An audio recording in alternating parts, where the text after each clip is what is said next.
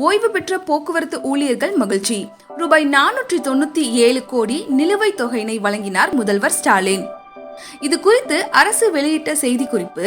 தமிழ்நாடு முதல்வர் மு.க. ஸ்டாலின் இன்று தலைமைச் செயலகத்தில் தமிழ்நாடு அரசு போக்குவரத்து கழகங்களில் பணியாற்றிய ஜனவரி 2020 முதல் ஏப்ரல் 2020 வரையிலான காலகட்டங்களில் ஓய்வு பெற்ற போக்குவரத்து ஊழியர்களுக்கு வழங்க வேண்டிய ஓய்வூதிய பண பயன்களின் நிலுவைத் தொகையான ரூபாய் 497.32 கோடியினை 2457 ஓய்வு பெற்ற போக்குவரத்து ஊழியர்களுக்கு வழங்கிடும் அடையாளமாக 6 ஓய்வு பெற்ற போக்குவரத்து ஊழியர்களுக்கு நிலுவைத் தொகைக்கான காசோலையை வழங்கினார்.